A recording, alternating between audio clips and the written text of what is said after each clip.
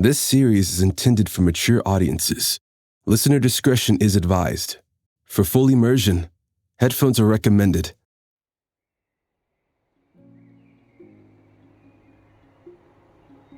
Hey. Yeah, it's me. Sean. Prescott. Not exactly a small detail to forget, especially today. A few years ago, I was a student at Rockford Valley University, a middle-of-nowhere school buried deep in the forests of Pennsylvania. The kind of place you dream of leaving the second you've got a diploma in hand. You know the type. But that school, it did at least one thing right. It led me to you. But you already know all that, don't you, baby? So, how about we rewind a bit? Let me tell you my version of how we met, all right? Let's just say it all started with one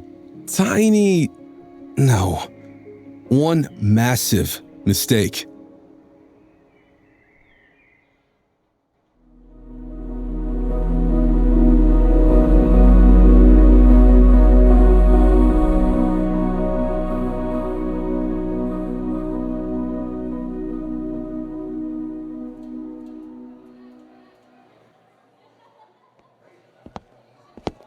Rockford Valley University isn't like other colleges. You'll figure that out pretty quickly.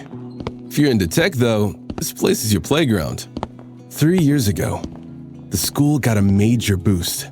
Government funding, generous donors, the whole deal. Full-on renovations from top to bottom. The goal? To make it more accessible regarding the Americans with Disabilities Act, or ADA. And of course, to modernize the hell out of it. Gone are the days of endless walks to room P12. Thanks to new elevators, I've managed to cut my personal record for almost being late to Miss Chapman's class. Pretty sure she secretly loves having me in the front row now. Finally, someone who pays attention, you know? If that wasn't enough, the floors have built-in red LED strips, marking priority pathways for visually impaired students, synced with an internal GPS system that guides them vocally to their destinations. Not gonna lie, that feature, pretty cool. I've seen way too many hallway collisions since I got here. The budget also covered flashing lights systems for deaf students, quick alerts in case of emergencies, red for fire, or blue for important announcements, followed by an official sign language translation sent directly through the campus chat. And now, every single lecture is transcribed in real time on a massive screen by Nordy, the college's ridiculously intelligent bot. Too intelligent, actually, because he stops typing the second he detects too much side chatter. Please refrain from unnecessary conversation. Okay, maybe that means he and I don't exactly get along, but I'll give him credit. He's got some perks. Instant translation in any language, and at the end of class, you get a perfectly formatted PDF in your inbox, complete with structured notes tailored to your academic level. Saves a ton of time. No excuses for not paying attention, no excuses for not asking the right questions. But of course, that also means they've cranked up the difficulty on our exams. Supposedly, we're better equipped now. Yeah, well, that didn't stop me from absolutely bombing my last set of tests. My grades? Pretty much a disaster. I almost got straight C's. Almost. Not enough to flunk out, but definitely not enough to keep my spot as captain of the Black Falcons football team. Coach made it crystal clear. GPA below 3.5, you're out. This school prides itself on producing top-tier student athletes. They want the elite of the elite. People who know the difference between a theorem and a theory. Which is why, right now, I'm heading towards the Thomas Jefferson Library. Room L, to be exact. I make sure to avoid stepping on the glowing red paths, not at a few familiar faces along the way, and like clockwork, the usual routine. Hey Sean, what's up? Great game, man. You coming to the party this weekend? All questions I desperately want to answer with, do you really care? I could have played better, and I'd rather die. But instead, I flash my best smile and keep the energy up. Yeah, all good. We crushed it, right? And my favorite, count me in, beautiful. God, I can't wait to get the hell out of here. This fake hype is draining, and graduation can't really come fast enough. I finally reach room L, the one with that distinctive wooden door. What was it Miss Pitt said again? We've preserved the study room's historic charm while modernizing their interiors. Yeah, historic charm apparently means you have to put your weight against the door just right for it to finally give in and open. I swear, they blew the entire renovation budget on that over-the-top inauguration party. Even the university president showed up for that one. Come on. Finally.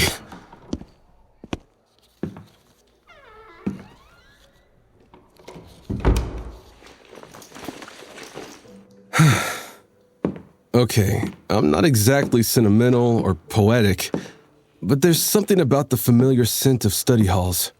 Old books, aged wooden furniture, the way the warm chandelier light flickers across the spines of dusty hardcovers. It's kind of almost magical. Not that I spend much time here, though.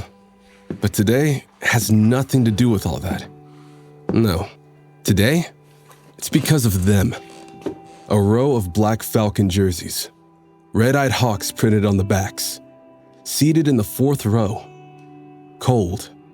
Calculated. Predators on the field. And off. And I'm one of them. For a second, I consider turning around. I know exactly what's waiting for me. I know why we set this up. We all have our reasons to make sure our grades don't tank. We all have something to lose. Me? Let's just say that being the son of the most legendary Black Falcon in school history, one of the first to go pro, doesn't come with this kind of privilege. For my father, the worst possible fate is having a son who doesn't follow in his footsteps. And when you're the only son, you don't get much of a choice, really. Actually, there might be one thing that would be worse for him, but we'll get to that later. As you've probably figured out by now, I'm not exactly motivated by their little scheme. I'm definitely not thrilled about being the one they picked to pull it off, and I have zero faith in this actually working. It's wrong. It's so fucking wrong. Wrong enough to make my throat clench. But backing out isn't an option anymore. I have to finish what I started. Right. Come on. Hey guys, so what's up? Okay. 5 heads turned toward me. Surprised. Like they've just noticed I'm here. Like they weren't expecting me to actually show up. We had plans, didn't we? Hey, Sean. You actually came? I thought you'd chicken out, dude. Yeah. God, what I wouldn't give to wipe those smug grins off their faces. As if I had a choice in any of this. Let me break it down. Dwayne came up with the idea. Then Jude was the one who pulled my name. And Ed? Well, he's the one who made damn sure I knew everything I needed to. That night. And why wouldn't I be here, huh? We said 2 p.m., right? And guess what? It's 2 p.m. Yeah, but I don't know, man. You made such a big deal about it last time.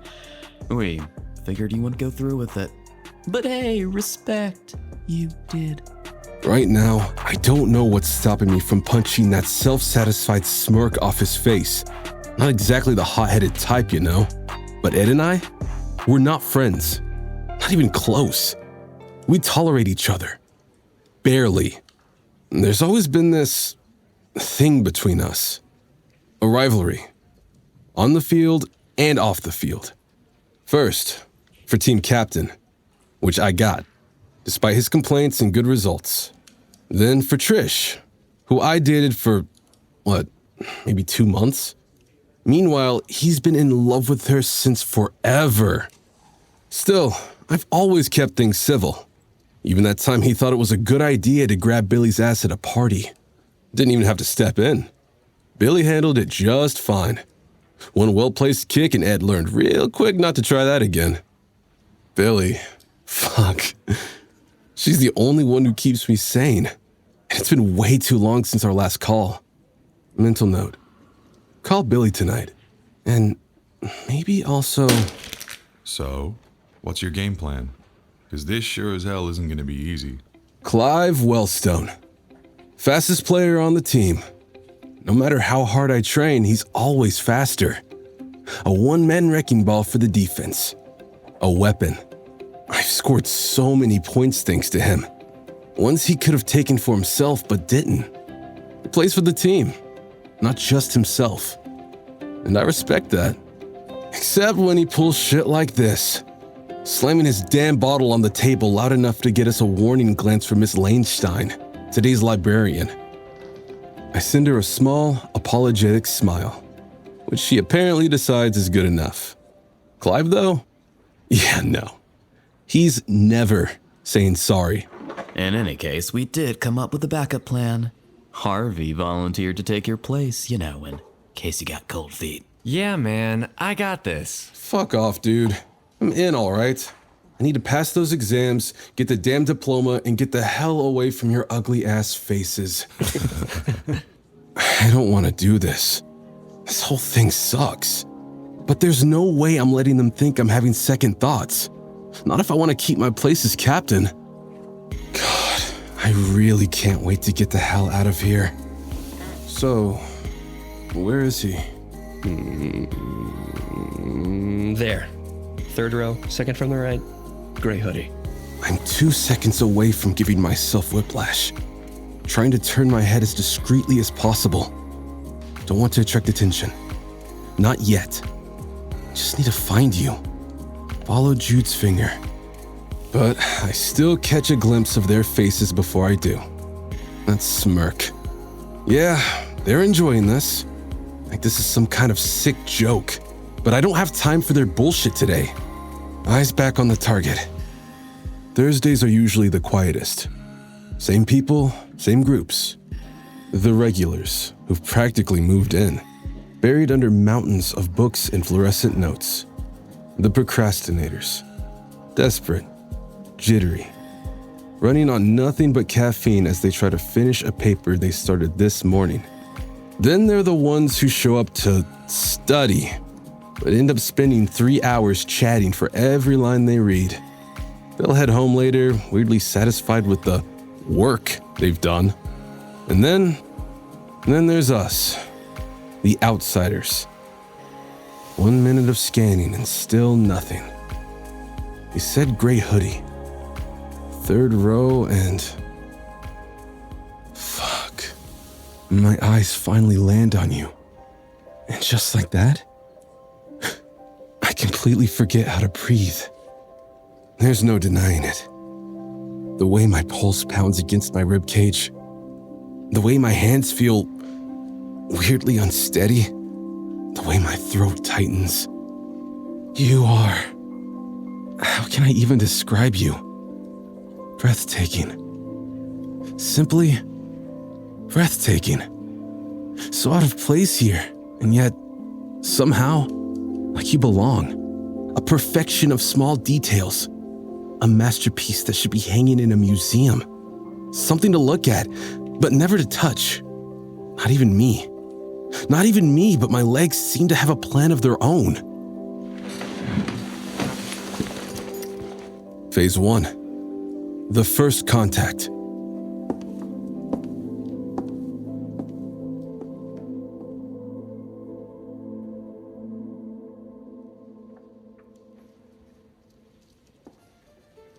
I'm not exactly the shy or hesitant type when I set my sights on someone, but there's something about the way you're looking at me right now. Curious, almost anxious. That makes me want to turn the hell around, find somewhere to hide, wait until my breathing goes back to normal, or almost. What What the hell is wrong with me? I need to pull myself together and fast. It doesn't matter anyway. It's too late. It was already too late 2 weeks ago when the guys came up with this twisted idea. And it's definitely too late now, because you just took out your earbuds, and your eyes, locked onto mine, are way more questioning now that we're only a few inches apart, only separated by a massive wooden table, one covered in advanced math textbooks, scattered notes, and a laptop. A golden retriever stares back at me from the wallpaper. Pixie, the name's on the collar. I don't know why I'm memorizing every little detail. Maybe because it could come in handy for the plan. Maybe because I'm just too intrigued by Pixie's owner. The same one who's now waiting for me to say something. Shit, there's something painfully immature about planning everything about this moment. And yet, somehow, I forgot to plan the one thing that matters most. What the hell I was actually gonna say? Great. Just great. What do I do now? Thanks, Sean. Thank. Hey, so could I borrow a pen? A black one? Mine stopped working, I think. And I saw you writing with yours, so I figured you might have a spare? Maybe? I don't know. Pathetic. Terrible. Absolutely fucking dumb. Right now, I could just say screw the plan and bail. Tell the guys to go to hell, walk away, and move to New Mexico. Live a peaceful life raising goats. Read them bedtime stories until the end of my days. Or I could throw myself out of one of these historically preserved library windows and hope you eventually forget about this cringeworthy attempt at conversation one day. But I don't even get the time to weigh my options. Because you just completely caught me off guard with your answer. 1, 2. 1, 2? I must look like a complete idiot, just staring at you, wide-eyed as you tap your right ear twice with your index finger, like I'm watching the whole thing in slow motion. 1, 2. You do it again. And this time, my brain finally kicks into gear. Too fast. Way too fast. A sudden wave of dizziness. A sharp, nauseating twist in my gut. And then, those assholes. Of course they didn't tell me. Like this plan wasn't already shitty enough. Now, it's worse. Way more complicated. Way more awkward. Fuck. You must think I still don't get it. Because you push a small piece of paper toward me. 4 letters. Neat handwriting. Kind of cute, actually. I read it. Deaf. You're deaf. I blink. Once. Twice. It's sinking in. No way. I mean, I shouldn't be surprised. The school probably has one of the highest numbers of deaf students in the country. But for this? For my situation? Yeah. This is a problem. And I'd bet anything those fuckers kept this little detail to themselves, just to watch me completely fall apart when you told me. Or maybe just to make this whole thing more entertaining for their messed up little minds. Well, screw them. I'm not giving them the satisfaction. I won't look in their direction either. I'm gonna stick to the plan, no matter how much this really throws me off. Sorry, I didn't know. Got a black pen? Thanks. Oh, shit. Thanks. Oh, okay. So you got that. You can read lips when it's clearly articulated. All right. Makes sense. Wait, why the hell am I talking louder? That's stupid. And dangerous considering the way Miss Leinstein's looking at me right now. Like I'm one word away from a final warning. Yeah, I should probably just sit my ass down and blend in before I completely screw up phase 1. You look surprised that I sat at your table, and you're not the only one. A few other heads turn, whispering. Maybe because me being in a library doesn't exactly match my reputation. Or maybe because sitting with you is even more unexpected. Okay, technically, we're not sitting together, but we're at the same table, facing each other. That's almost the same thing, right? Either way, this is a step in the right direction. Now, I just need to play it cool. Act normal. Luckily, I had the brilliant idea to bring some of my books with me for my calculus assignment. Or, more realistically, as the perfect excuse to stick around. So, integrals. Yeah, I maybe understand like 3% of that topic, and that assignment? Well, of course it's due tomorrow. Yeah, I know. Doesn't exactly look great for me. But a few hours should be all I need to turn in something good enough, right?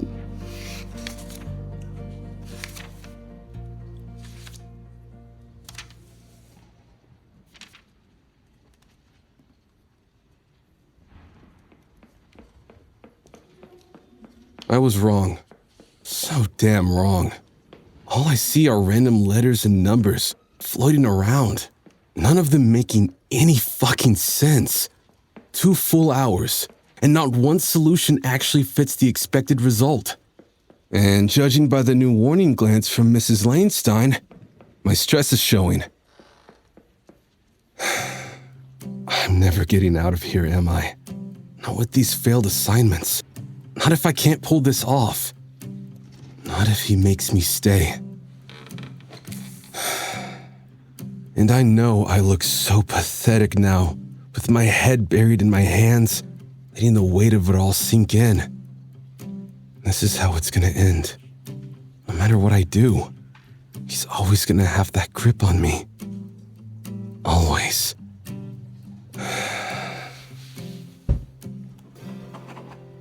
I don't know what you're writing, but I know it's you.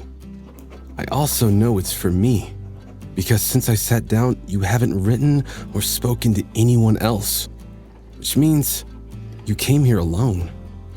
Are you asking for your pen back? I didn't know there was a rental time limit.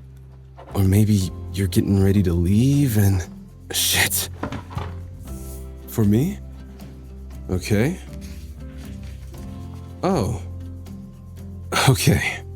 The good news? For the first problem, I wasn't that far off. I mean, 54 is just a multiple of 6, right? The second one, though, yeah, I was so far off, I might as well have landed a spaceship on Jupiter instead of Mars, with a week of delay. But the real kicker? You solved the third problem in record time. Like, so fast, it forces me to ask, are you, like, a genius or something? Wow. So, they were right. About people who smile or laugh, it just makes them even more attractive.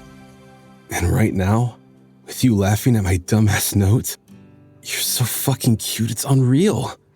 It's like one of those movie moments where the camera zooms in, every tiny detail of your face in focus, some overly romantic melody playing in the background. Like time just stopped for a second. Fuck me. Oh, okay. You're just good at math. Of course, I see. Well, thanks for this. I mean, I suck. Like, really suck. I could definitely use tutoring. Actually, that might not be the dumbest idea. That would make this mission a hell of a lot easier. More straightforward, less messed up. Do you tutor, by any chance? No? Oh, okay. I could pay you, you know? It wouldn't be for free or anything. Just a few sessions a week, that's all. Right, I get it. I mean, I know how it is. I've got a pretty busy schedule too. Balancing everything between training, classes, all that. It's cool. Yeah, no, you're right. I'll check the hall. See if anyone's posted their number for tutoring. No worries. Thanks for the tip. Sean 0, you 1. Yep, this whole thing is definitely gonna be way more complicated than I thought. But hey, I haven't exactly played all my cards yet. Let's just say we're just getting started.